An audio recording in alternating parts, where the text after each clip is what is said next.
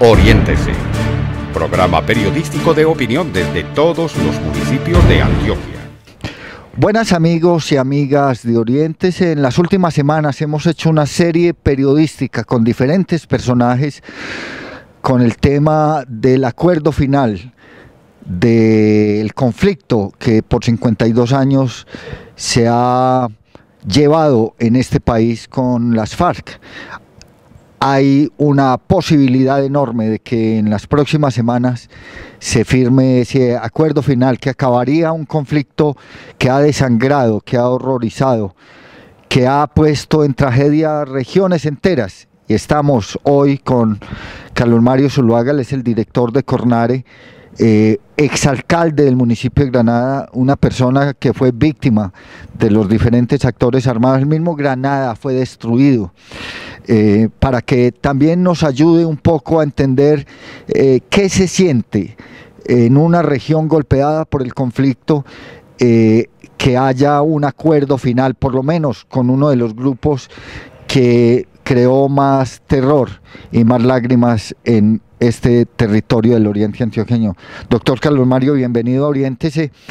Y frente a la inminente noticia de un acuerdo final, pues ¿cuál es su primera reacción, doctor Carlos Mario? Oscar, definitivamente hablar de paz en una región donde hemos tenido tantos conflictos siempre tiene que ser una muy buena noticia. Se ha planteado y se ha dicho que desde La Habana se están definiendo unos puntos y unas estrategias en función de un proceso de reconciliación. Pero desde el oriente antioqueño lo venimos haciendo hace mucho rato y muchos de esos acuerdos, si bien van a ser muy importantes porque van a tener un aval de un grupo subversivo y van a tener un aval desde el gobierno nacional y un acompañamiento institucional y de muchos países, los avales los estamos haciendo en la región, estamos haciéndolos con las comunidades y esa es una apuesta que desde Cornare venimos haciendo hace mucho rato. El oriente antioqueño es una región que se ha preparado para procesos de reconciliación y el oriente antioqueño, una de las zonas que más vivió el conflicto, que más lo padeció, que más lo sufrió, que en los últimos años hemos logrado un proceso de retorno a las comunidades, donde los procesos y los temas de violencia con grupos guerrilleros mermó de una manera significativa. También la gente ha entendido que la reconciliación y el perdón ha sido muy importante. Aquí se han dado procesos en San Carlos muy importantes de reconciliación, de perdón, en Granada, en San Francisco. Y cualquier proceso que se vaya a dar, y especialmente este proceso con la FARC, no nos va a coger en el oriente fuera de base. Aquí es una región que se ha preparado, es una región que a pesar de todo lo que ha sufrido, de todo lo que padeció, también es una región con nobleza, con humildad, una población campesina que tiene esperanzas, que tiene fuerza y algo bien importante, en la región del oriente antioqueño tenemos institucionalidad. Aquí se cree en el Estado, trabajamos de la mano con las comunidades rurales, las alcaldías, la gobernación, el gobierno nacional y ante todo la corporación han sido aliados y son cercanos a la gente y todos estos nuevos procesos y todas estas nuevas dinámicas con seguridad van a terminar no llegando con cosas nuevas, no, es fortaleciendo un trabajo que se ha venido gestando desde mucho tiempo atrás. Doctor Carlos Mario, para municipios como Granada, destruido por el 9º Frente de las FARC, como San Francisco, como Cocorná, como San Luis, como Argelia, Nariño, municipios que están atrasados del desarrollo, esta es una oportunidad para lograr estar a la altura mínima de municipios que puedan generar dignidad, equidad en sus comunidades. Esos municipios que siempre han sido un poco históricamente han sido muy abandonados, creo que no debería ser un proceso de paz el que vuelque los ojos en ellos. Aquí los ojos tendrían que haber sido puestos con ellos mucho tiempo antes, porque es que parte de los procesos y parte de las dinámicas de la violencia se dieron efectivamente por ese abandono del Estado en estos mismos municipios. Ahora bien, si hay un proceso de paz y eso implica que retomen, que volteen nuevamente la mirada a estas zonas distantes, bienvenido. Pero ante todo, yo creo que lo más importante es entender que son comunidades y son sectores poblacionales que han tenido una carga muy grande, han tenido que soportar los avatares de la violencia y de la guerra, pero más que de la violencia y la guerra, de una pobreza extrema. Municipios como San Francisco, donde el 97% de su territorio no tiene títulos. Municipio de San Luis, donde el más del 60% no tiene títulos. Municipios con los más altos índices de pobreza en el oriente antioqueño, que contrasta con las riquezas que hay en las zonas del altiplano, Río Negro, El Retiro, La Ceja, Marinilla, donde cada vez es más y más la presión urbanística, pero que a estos municipios distantes no les está quedando sino la necesidad de hacer conservación, proteger bosques, proteger el agua, pero con un lastre de pobreza muy grande. Si aquí se quiere hacer un proceso de equidad y de justicia, todo ese desarrollo definitivamente tiene que estar encauzado a que estas poblaciones distantes, que han sido faltas de oportunidad, tengan algunas alternativas y opciones, porque si bien se puede firmar un documento y se puede firmar cualquier situación en que se dé en Cuba, aquí en el territorio tenemos que también firmar acuerdos de paz individuales con equidad, con justicia, con responsabilidad con todas estas comunidades rurales. Lo siento con mucha esperanza, doctor Carlos Mario. Sin embargo, hay que recordarle a nuestros y nuestras televidentes que usted es una víctima del conflicto. Usted fue secuestrado por las FARC, por el ELN. Su municipio, siendo usted alcalde, fue prácticamente destruido. Le tocó a usted vivir esa época de muerte en la disputa territorial de los grupos paramilitares y las FARC y el ELN en su municipio. Es hoy el momento de las víctimas, ya no de los victimarios, que los medios de comunicación íbamos a buscarlos, a ponerles un micrófono para que nos ayudaran a entender por qué la guerra. Este es el momento para ponerle nombres e historias a las víctimas. Usted lo decía, Oscar, Granada fue víctima de todos los grupos armados. En Granada nos masacró la FARC, el ELN, nos masacraron las autodefensas, fuimos víctimas de falsos positivos, todas las formas de violencia las vivió Granada, y un municipio que pasó de tener 21.000 habitantes a 7.000 en menos de 6 meses, pues así lo puede demostrar. Y definitivamente, históricamente Granada era un municipio tranquilo, donde mínimamente se vivía bien y todo el mundo llegó en función de defendernos, a querer hacer algo que nadie les pidió. Los grupos armados de izquierda llegaron en función de defendernos, terminaron atacándonos. Los grupos de derecha en función de defendernos terminaron atacándonos. El mismo Estado en función de defendernos terminaron atacándonos. Creo que esa reflexión de venga, cómo volvemos nuevamente a una institucionalidad fuerte, responsable, y que sea consecuente con la función para la que tiene, va a ser importante y fundamental en esta nueva dinámica que se está dando en el país.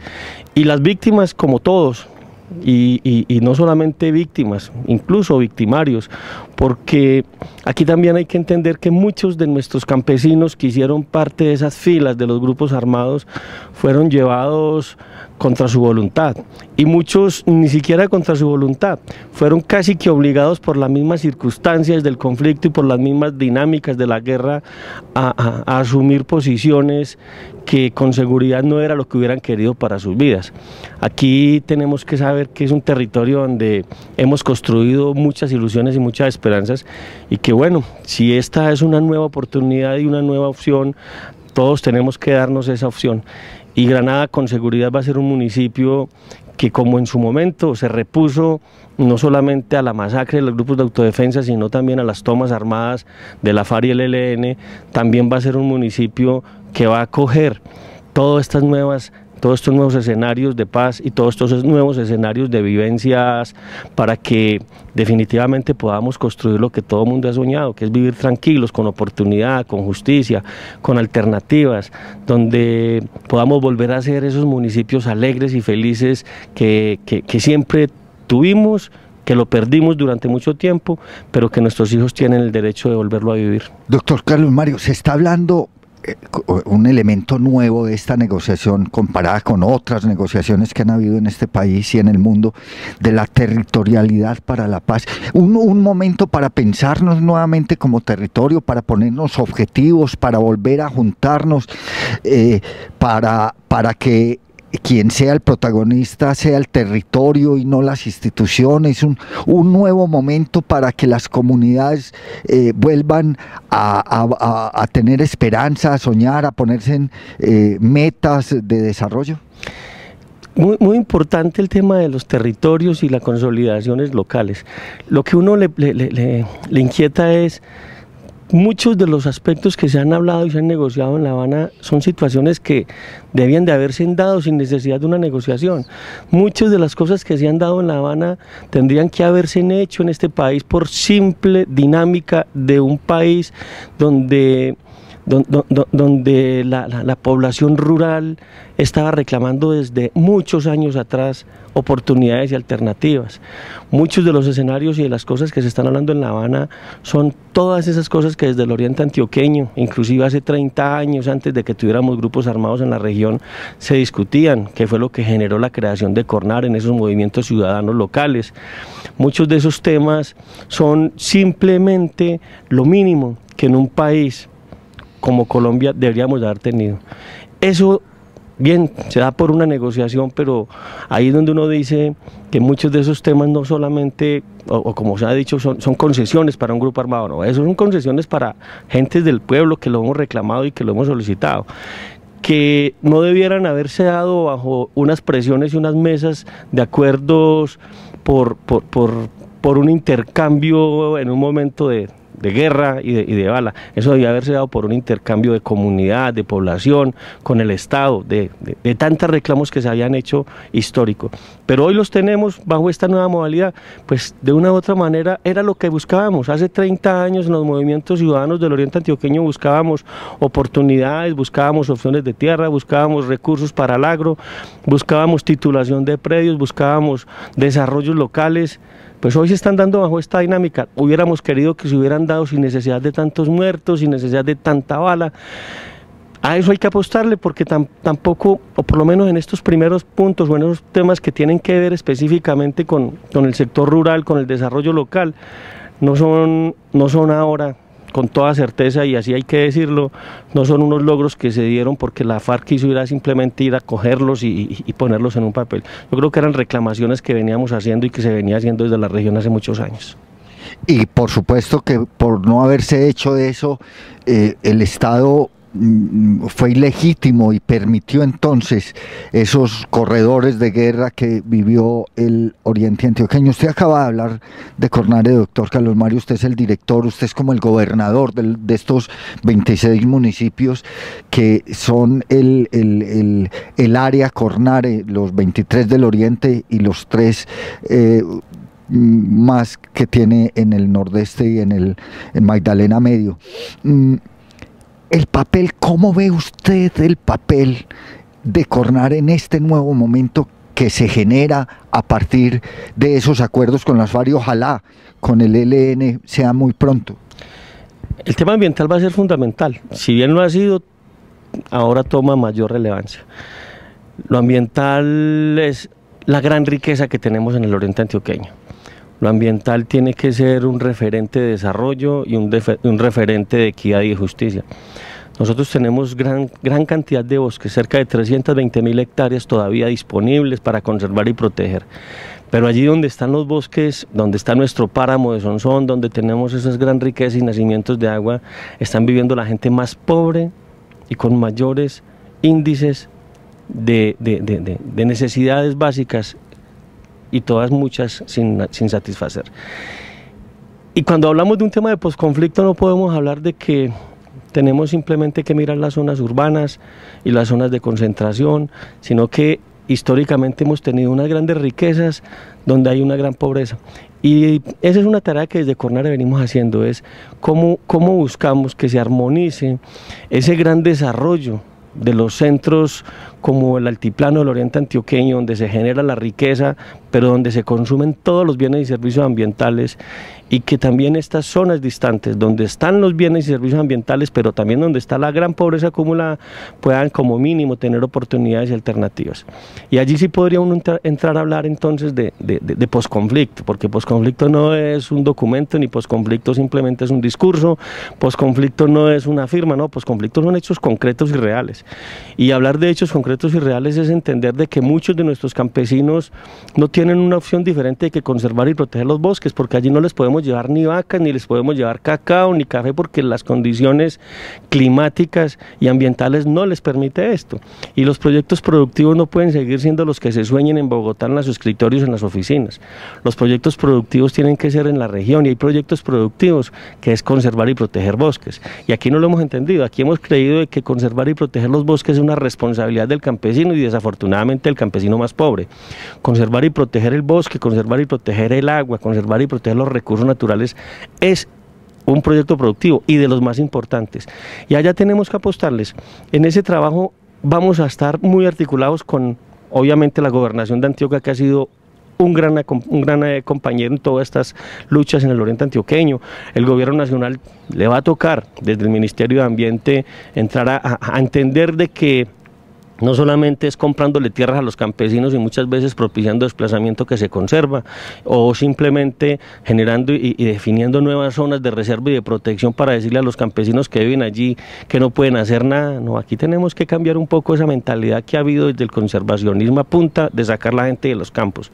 Aquí tenemos que conservar con gente adentro, tenemos que conservar con proyectos y propuestas alternativas y sostenibles en estas zonas de importancia ecosistémica, y lo más importante es que entendamos que esta población que está en estas zonas distantes van a tener una tarea fundamental para conservar un equilibrio ambiental que con seguridad va a tener muchos retos en un proceso de paz. Usted habla de la institucionalidad muy fuerte, además, que tiene el oriente antioqueño por tradición de organización.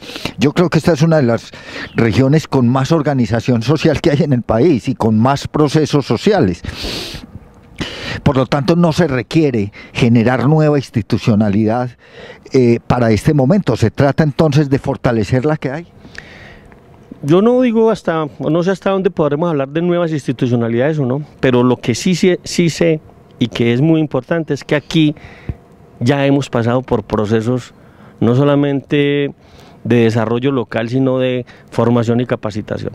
Las juntas de acción comunal en el oriente son organizadas, las estructuras cooperativas son muy sólidas, hay confianza en las instituciones, hay organizaciones y ONGs muy bien consolidadas. Aquí tuvimos una experiencia de laboratorio de paz en los últimos años que de una u otra manera permitió que el oriente antioqueño tuviera una capacidad instalada en cuanto a organizaciones de base muy importantes. Lo que queremos ahora y lo que definitivamente necesitamos es cómo consolidamos lo que hay, y también estar muy atentos que no empiecen a aparecer todos esos fantasmas que andan en toda parte del mundo detrás de un peso cuando hay algún proceso, cuando se ve que hay recursos, a inventar la región y a traer temas que salen de cualquier sombrero de mago para encontrar la respuesta a lo que ya la sociedad y la comunidad y la población local había identificado. Y eso es lo más importante. Aquí tenemos que no solamente cerrar filas en función de que se dé un proceso de unidad y que sea un proceso de entendernos como ciudadanos en el oriente antioqueño, de atender las víctimas, de saber que la paz la construimos en la región, con la gente de la región, con las empresas, con el sector privado, con un desarrollo sostenible, sino también a estar vigilantes de que no se aparezcan los profetas que a última hora empiezan a pulular y a salir de cuanto rincón hay, buscando simplemente una burocracia en función de los recursos internacionales o una burocracia en función de los recursos del mismo Estado para traer respuestas y soluciones que nosotros hace mucho rato no solamente habíamos identificado, sino que veníamos construyendo. Agradeciéndole, doctor Carlos Mario, por recibirnos, convencidos como estamos de que Cornare, que fue una organización nacida de un movimiento social, la única corporación autónoma en el país que nació fruto de un movimiento social regional por la defensa de los recursos naturales, cuando megaobras para generar energía se empezaron a dar en esta región.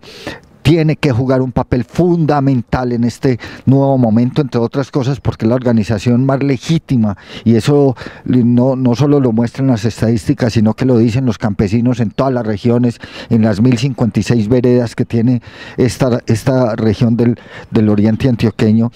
Tiene que jugar un papel protagónico, orientador, coordinador de ese nuevo momento que se viene en el país. Acaba de aprobar la Corte Constitucional, doctor Carlos Mario, el plebiscito que avale esos acuerdos que se van a dar en La Habana. ¿Qué piensa de eso? Es un paso importante. Yo creo que Colombia tenemos que darnos una oportunidad. Yo fui junto con mi familia víctima de todos los grupos. Y yo sí quisiera decirle a mi hijo que se dio una oportunidad, que hay una opción y que independientemente de todas las críticas que se puedan hacer al proceso y de todo lo que haya que mejorar, desde la región tenemos que estar como mínimo con una predisposición a decir, construyamos desde lo local, pero tenemos que soñar, y ese derecho a soñar con seguridad, por lo menos como Carlos Zuluaga, no hablo como institución, no la jugamos. Amigos y amigas de Oriéntese, yo nací en 1964, el mismo año en que nacieron las FARC. Carlos Mario es de esta generación, nos ha tocado desde que nacimos, todos los días de nuestra vida, vivir, sentir o padecer, porque el doctor Carlos Mario Zuluaga es víctima del conflicto. Como alcalde fue secuestrado varias veces, le tocó ver cómo arrasaban su municipio desde niño, le tocó ver cómo la ilegitimidad del Estado fue construyendo el caldo de cultivo para que los actores armados se tomaran su municipio y lo convirtieran en un municipio estratégico. A nosotros que ya nos tocó la guerra, acaba de decirlo el doctor Carlos Mario, no podemos permitirnos dejar de soñar, ya no por nosotros. Carlos Mario tiene un hijo pequeño y yo tengo 2 nietos pequeños, Matías y Juana del Mar. Es por ellos que nos debemos dar la oportunidad de un nuevo país. Hasta el próximo programa.